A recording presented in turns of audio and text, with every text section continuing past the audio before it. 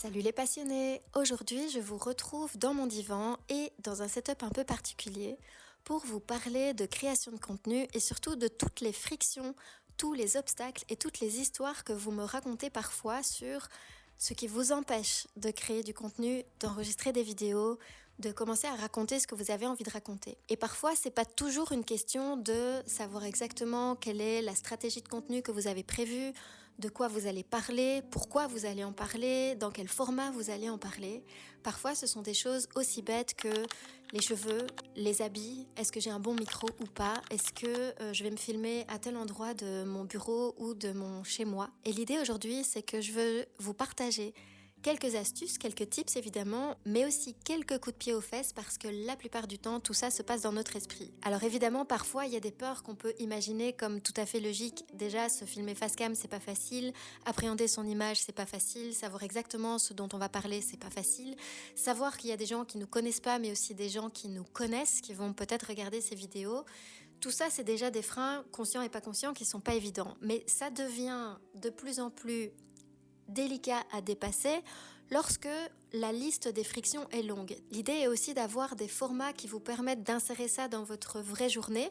Par exemple, de filmer comme je vais le faire aujourd'hui en un format pour en extraire 3 formats, mais aussi une notion essentielle pour moi qui est quel est le format et quelle est la situation qui vous permet de partager ce que vous avez à partager dans le réel ton, dans la réelle fréquence, dans la réelle posture, dans la réelle personnalité qui est la vôtre, sans que vous ayez l'impression de vous travestir ou de vous installer d'une façon qui ne vous convient pas. Je vais commencer par un frein tout bête qui a commencé aujourd'hui, c'est que mes micros ont planté.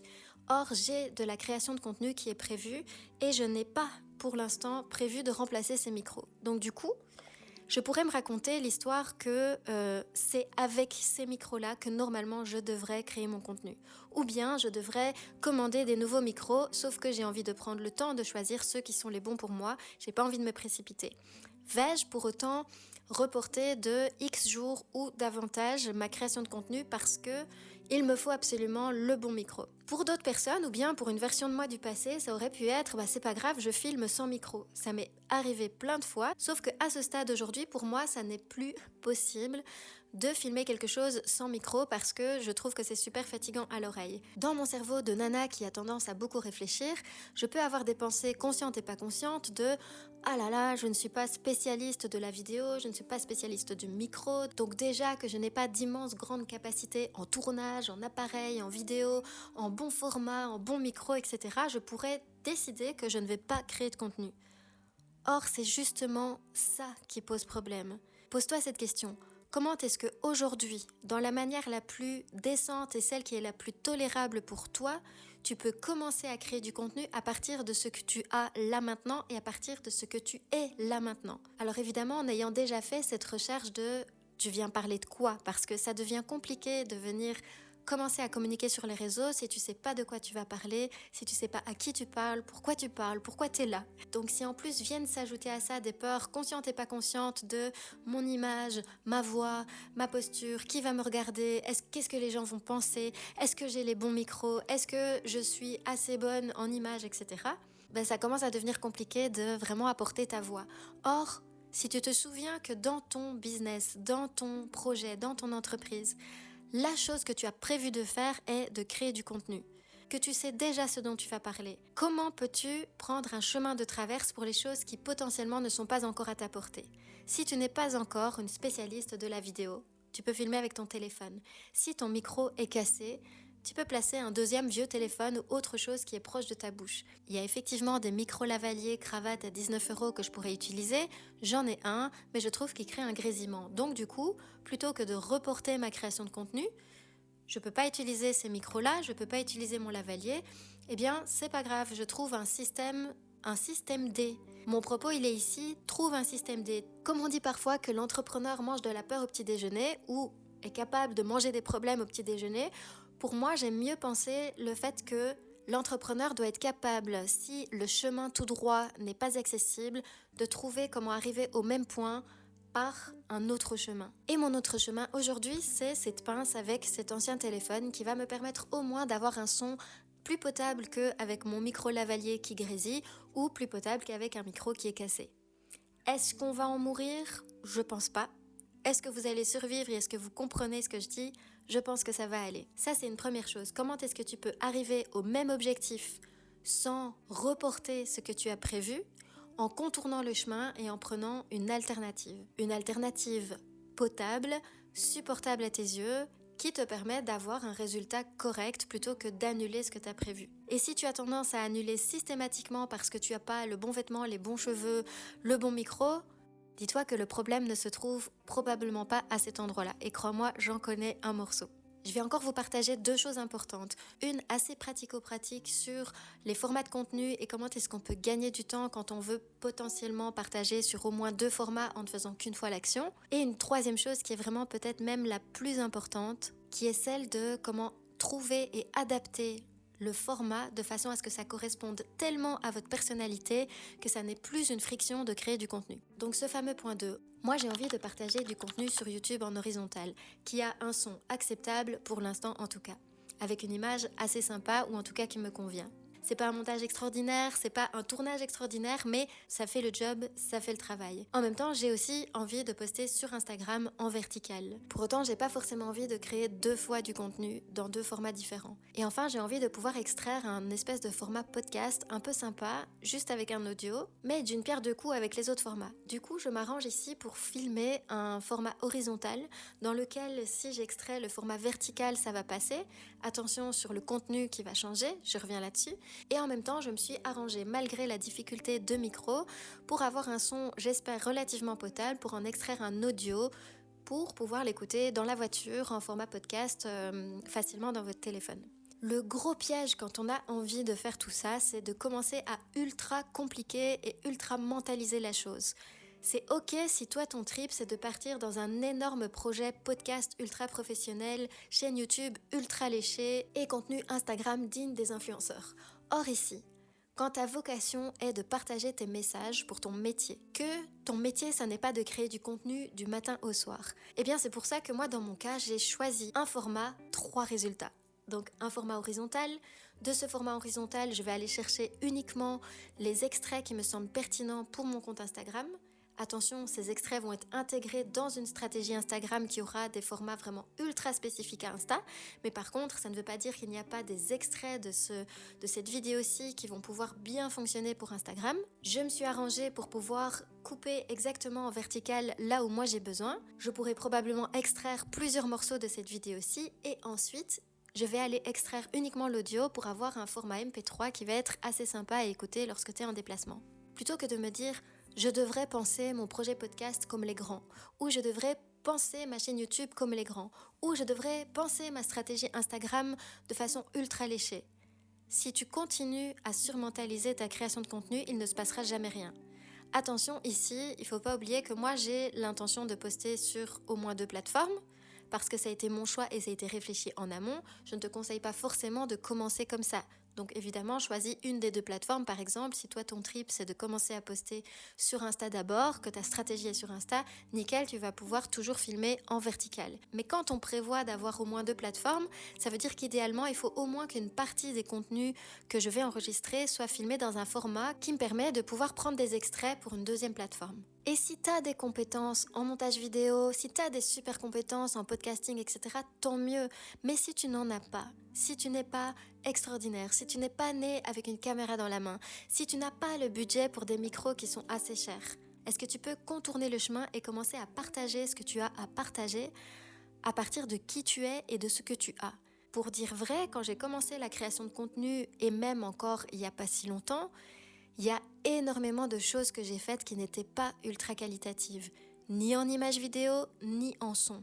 Est-ce que c'est génial? Est-ce que j'en suis fière? Non, pas forcément. Mais est-ce que pour autant, dans le cran d'y aller avec ce qu'on est capable de faire à ce moment-là, est-ce qu'en ayant cette posture, ça a mené à des résultats satisfaisants? Mais clairement, sur les années où j'ai décidé d'avancer en créant du contenu malgré mes incompétences à certains endroits, j'ai changé l'entièreté de mon parcours. Parce que ce qu'on attend de toi aujourd'hui en création de contenu, que ça soit sur Insta ou sur YouTube, c'est pas de débarquer en ayant la vidéo qui va exploser et qui va faire que ton entourage va se dire « Wow, c'est extraordinaire, ces compétences en vidéo ». Non, là tout de suite, ce que tu as besoin de faire, c'est de poser le premier pas sur la première marche de ton escalier parce que sinon tu ne pourras pas passer à la deuxième, ni à la troisième, ni à la quatrième. Tu as besoin d'éprouver une chose surtout. C'est de voir que lorsque tu commences à enregistrer, lorsque tu commences à filmer, tu te rendras compte que ton problème n'est pas la caméra, le son, le micro. Ton vrai problème est de devoir exercer ta capacité à partager ton message. Et si tu ne commences pas à partir de là où t'es, si tu ne te confrontes pas à la difficulté d'être face à 3 petits écrans de ton téléphone ou un objectif qui est face à toi et à cette espèce de tétanie qu'on peut avoir à raconter ce qu'on a à raconter, je peux te garantir que tu vas attendre vraiment très longtemps à t'imaginer que tu as besoin de devenir plus professionnel dans le son, dans l'image ou dans le montage. Si tu es capable de commencer ta route en création de contenu à partir de qui tu es tel que tu es là maintenant et de peaufiner et de t'améliorer en cours de route, tu auras déjà la possibilité de goûter aux résultats et de te voir avancer, de te voir progresser tout en ayant déjà de l'impact auprès des clients qui sont potentiellement intéressés ou de l'audience que tu as envie de toucher. Et mon dernier message pour aujourd'hui par rapport à ce sujet des frictions à la création de contenu, que j'entends beaucoup et dont je discute beaucoup avec vous aussi, c'est qu'il n'y a pas une personnalité identique à une autre et il n'y a pas un format d'enregistrement ou de type de contenu ou de style d'image, de style de partage qui se ressemble entre vous tous, qui se ressemble et qui donc peut convenir à tout le monde. Par exemple, certaines personnes vont avoir beaucoup plus facile à ne faire que du podcasting et de miser de façon ultra régulière sur un format podcast avec vraiment beaucoup de professionnalisme et beaucoup d'implication. Il y en a d'autres qui vont avoir une facilité à passer face cam de façon hyper spontanée dans leur voiture pendant qu'ils marchent et c'est une facilité qui va leur permettre une forme de régularité, de spontanéité et de pure authenticité. Il y en a d'autres pour qui la beauté, l'esthétisme ou bien la mise en forme de leurs vidéos, le type de montage ou les histoires qu'ils veulent raconter font que ça leur demande plus de préparation, plus de travail, mais c'est quelque chose qui est important pour eux. Et donc du coup, chaque format ou chaque résultat que vous souhaitez avoir peut vous faciliter ou vous compliquer les choses dans les délais. Et dans les complications ou frictions que j'entends beaucoup aussi dans ce que vous me partagez, c'est... Je n'arrive pas à me mettre face à la caméra facilement et sans friction parce que lorsque je me mets face à l'objectif, pour certains ça va être j'ai l'impression de me travestir et d'être en train d'essayer de forcer un message ou de peut-être être en train de vendre quelque chose. Pour d'autres, ça va être la difficulté à rassembler leurs pensées et à amener ce qu'ils ont envie de dire de façon structurée. Donc du coup, la préparation que ça demande va être un peu différente. Et puis pour d'autres, ça va être l'endroit dans la pièce. Il y a même certains parmi vous qui vont se raconter des choses comme c'est pas assez joli chez moi, c'est pas assez lumineux, c'est pas... Donc ce que je veux dire par là, c'est que vous devez trouver le format, la façon de vous installer, l'endroit chez vous et la façon de partager vos messages qui vous permet de ne pas repousser le moment. Une des petites astuces par rapport à ça, lorsque vous avez une grosse friction à l'idée d'être face caméra et d'être enregistré là comme ça et de devoir sortir votre message. Alors bien sûr, on peut structurer son message, faire du script, faire des pauses en regardant ce qu'on a préparé pour pouvoir mieux exprimer ce qu'on a exprimé. Bien sûr, pour certains, ça peut être même du téléprompteur, si ça peut vous aider, mais ça rend les choses moins naturelles. Il y en a qui n'ont pas cette difficulté à exprimer ce qu'il y a à dire. Mais si vous avez de grosses difficultés à commencer, à exprimer, à structurer, à partager votre message et en plus à être face cam, ce que je vous suggère de faire en premier, c'est de prendre du b-roll et des extraits de votre vie. Je vous entends déjà dire oui, mais c'est pas assez joli chez moi. Je vais vous donner une petite astuce par rapport à ça. De prendre vraiment des petits extraits de vie quand vous marchez dehors, quand vous allez quelque part, quand vous êtes assis à une table en train de taper à l'ordinateur ou de faire ce que vous êtes en train de faire dans votre métier, d'écrire dans un carnet et de prendre des extraits de vie sur lesquels vous allez pouvoir poser une voix off et raconter ce que vous avez à raconter. Parce que dans ces cas-là, ce que vous pouvez faire, c'est vous pouvez vous préparer sur un petit script à côté et faire votre voix off de façon à ce que les images collent à ce que vous dites ou inversement si vous avez plus facile. Il y a certaines personnes qui ont plus facile à d'abord dire ce qu'ils ont à dire et faire en sorte que les images correspondent aux propos. C'est souvent plus facile dans cet ordre-là. Et puis, moi, ça m'arrive de faire un montage vidéo sur lequel je sais déjà l'histoire que je veux raconter et de commencer à faire une voix off à partir d'un écrit que j'ai un peu préparé sur les images qui sont déjà montées. Le fait de fonctionner comme ça vous permet de commencer à amener votre vraie voix, votre vraie énergie à la caméra sans pour autant vous raconter que vous n'arriverez jamais à discuter face cam comme ça. La vérité, c'est que vous allez y arriver parce qu'à un moment donné, vous allez tout simplement être capable de structurer davantage votre pensée ou savoir ou avoir assez confiance en vous pour partager votre message tel quel.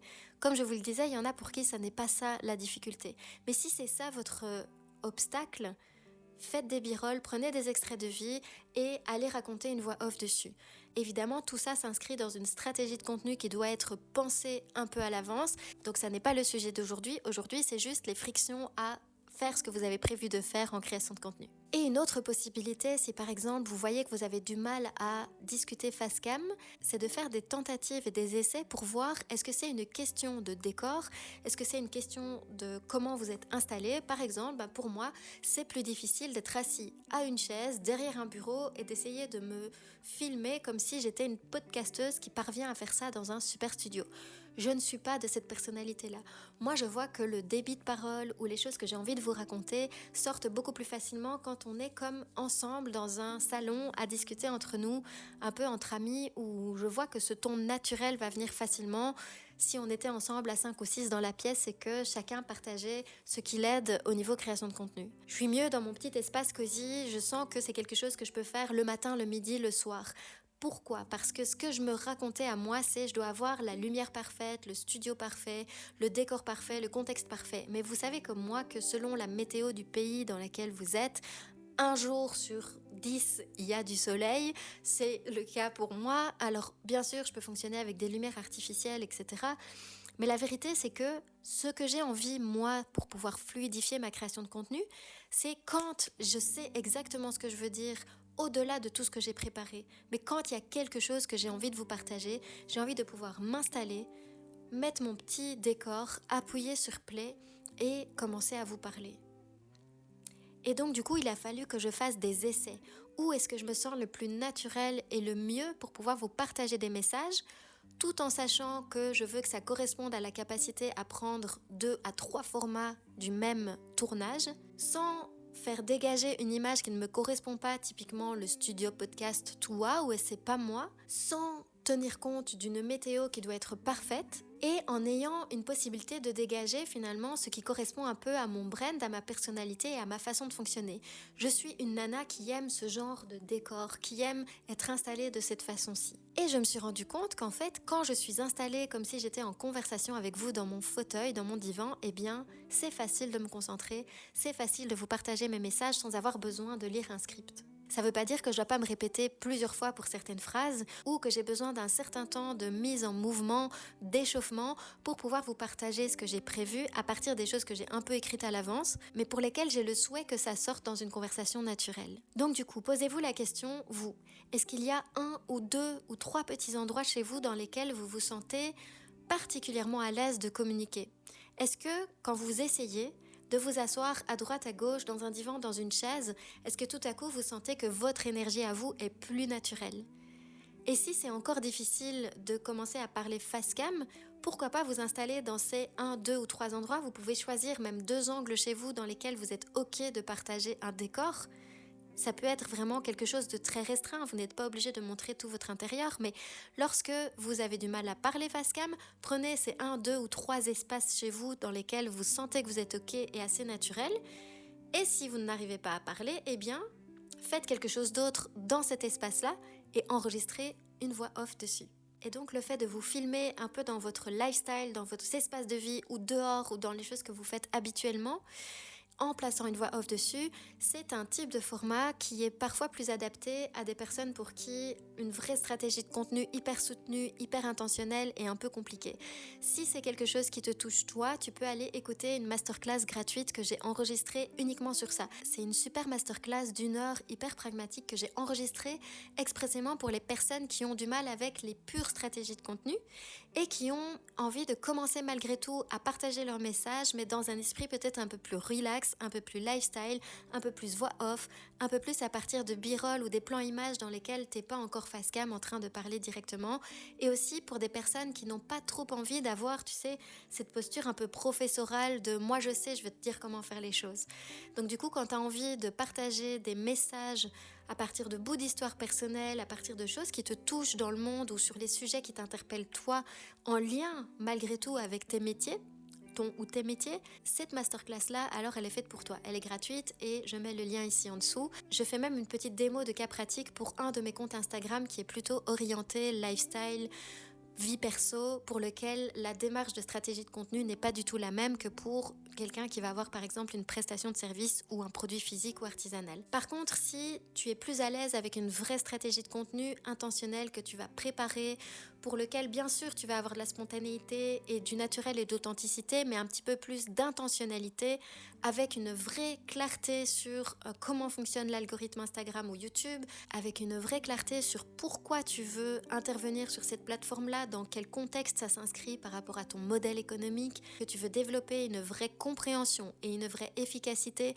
entre ce dont tu parles et ce que tu veux proposer comme prestation ou produit tout au bout. Alors dans ces cas-là, il n'y a pas le choix, il faut maîtriser la plateforme sur laquelle tu vas poster, ça c'est une chose. Et la deuxième chose, tu dois t'arranger pour passer outre tous les freins et les frictions qui t'empêchent de créer du contenu, avec les quelques petites astuces que j'ai partagées ici, mais je t'en partagerai encore plein d'autres. Et tu dois trouver une façon régulière, facile, qui te correspond, qui te permet d'entrer directement dans ta création de contenu sans reporter pendant une semaine, 3 semaines ou des mois en te racontant des histoires de micro ou bien de compétences caméra haut niveau. Ça ne veut pas dire que tu ne vas pas prendre des précautions à faire les choses de la façon la plus qualitative possible, mais tu vas commencer et en cours de route, tu vas apprendre et tu vas t'améliorer. Tout comme moi, je suis en train de le faire. Je fais d'abord passer mes messages et je vais m'améliorer en cours de route sur des compétences caméra que j'ai envie d'avoir. Mais je ne m'empêche pas de partager mes messages malgré tout. Et si je suis autant convaincue de ça, c'est parce que le manque de compétences ultra professionnelles dans certains aspects techniques ne m'ont pas empêché de générer un revenu au fur et à mesure des années, principalement grâce à la création de contenu.